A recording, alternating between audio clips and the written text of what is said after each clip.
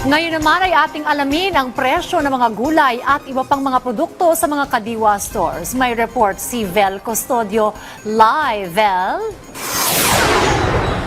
Rise and shine, Dayan, weekly pa rin ang pagbubukas ng Kadiwa ng Pangulong Pop-Up Store dito sa Barangay Sikatuna Village, Quezon City.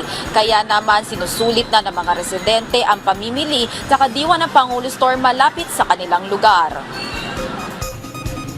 Dahil walking distance lang sa bahay ni Tatay Lois ng Kadiwa Store, dito na siya namimili sa tuwing nag-ehersisyo siya kada umaga. Nag-booking ako sa madaling araw eh. Convenient.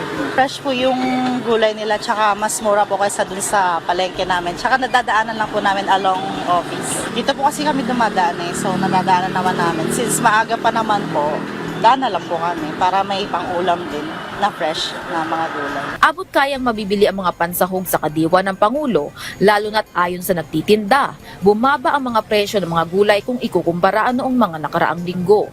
Mas maaliwalas na kasi ang panahon ngayon. Aabot ang hanggang 60 piso kada kilong ibinaba ng presyo ng mga gulay.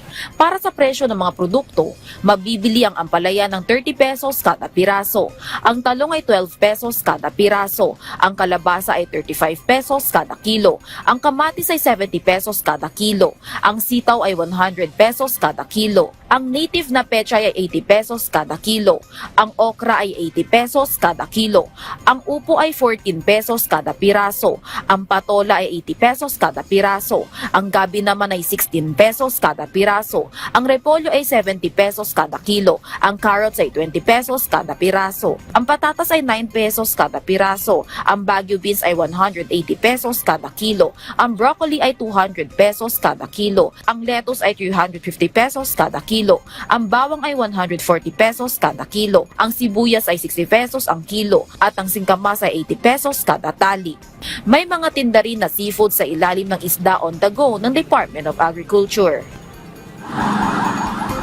Bukas ang Kadiwa ng Pangulo Pop-Up Store dito sa Barangay Sikatuna Village sa Quezon City simula 4 a.m. hanggang 11 a.m. Bisitahin lamang ang official social media page ng Kadiwa para malaman ang schedule at kung saan ang pinakamalapit na Kadiwa ng Pangulo Store sa inyong lugar. Balik sa iyo, Dayan. Maraming salamat, Vel Custodio.